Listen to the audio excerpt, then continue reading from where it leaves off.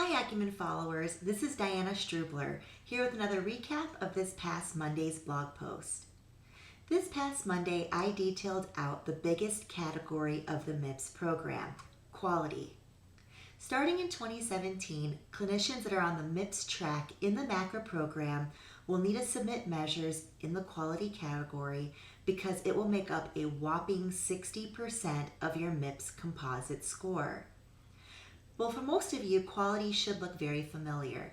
CMS repurposed the old PQRS program, which will end this year, and gave it a few tweaks.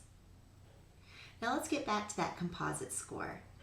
In order to achieve the full 60% in this category, you will need to earn 60 or 70 points.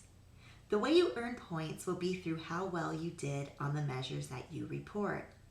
Clinicians will need to choose 6 measures out of the list of 300 that CMS listed in the final rule. Each measure is worth 10 points each. Getting a perfect 10 points in each measure will give you the full 60 points needed to earn the full 60% in quality towards your MIPS composite score. In addition to the 6 measures, CMS will also score you on the all-cause hospital readmission measure if you're in a group with 16 or more clinicians and have a minimum of 200 cases. This measure will be calculated via claims and is also worth up to 10 points. If this measure is applicable to you, then the total points you can earn in the quality category will be 70 instead of 60. Okay, let's get back to selecting measures for a second. As I mentioned, clinicians must choose 6 measures to report. Of those 6 measures, one must be an outcomes measure.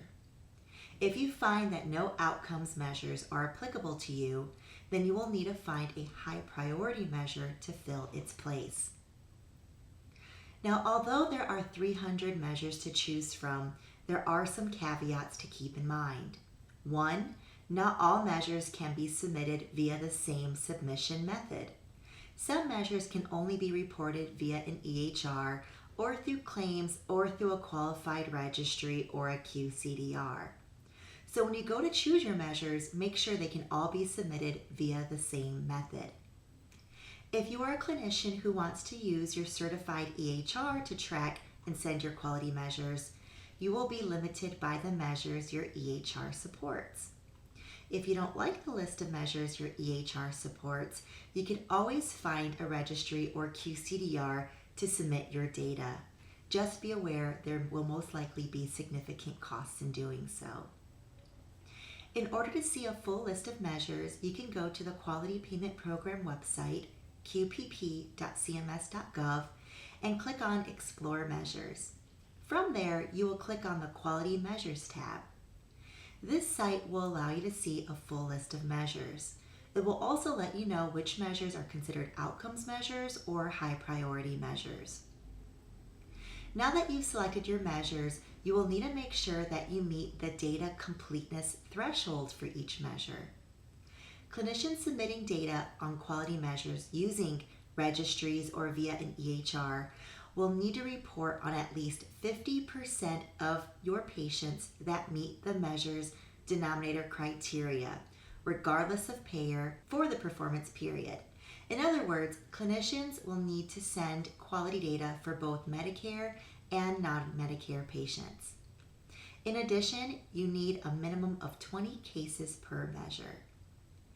During the transition year in 2017, clinicians who do not submit at least 50% of their patients for each measure and or do not meet the minimum of 20 cases will receive the minimum score of 3 points per measure submitted.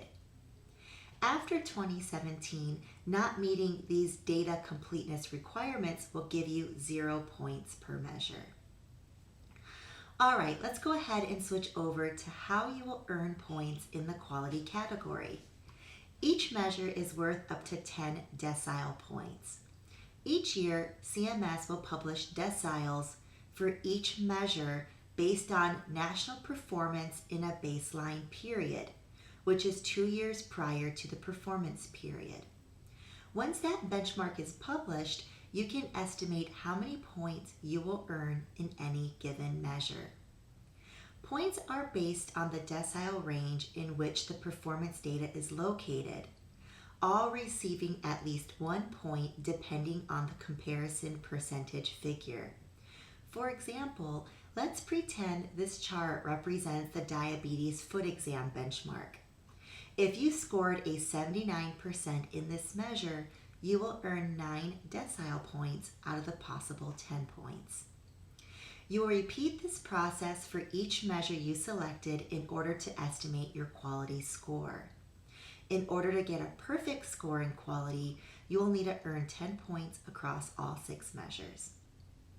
The benchmarks for each measure will be published prior to the performance period. Now, those of you that want to report on a new measure may want to use caution.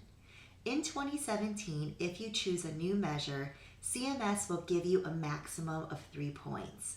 That's because these measures do not have historical data, therefore no measure benchmark can be created. In future years, if you choose a new measure, there will be a benchmark, but you will not know what it is until the performance period is over. For those still struggling to do well in quality, you will have the opportunity to earn bonus points.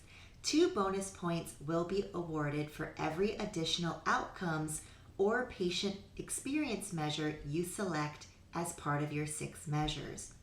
You can also earn 1 bonus point for every additional high priority measure you select as part of your 6 measures. You will also have the opportunity to earn 1 bonus point for each measure in which you use your certified EHR technology to capture and report your quality data to CMS. If you're a clinician participating in an advanced APM, most likely your quality data will be selected and submitted by your APM. If not, make sure you choose measures that you can do well in. For more details on what I covered today, take a look at this week's blog post. Also remember to follow us on Facebook, LinkedIn, and Twitter for our MIPS tips each Tuesday. Until then, happy reading, and we'll talk to you soon.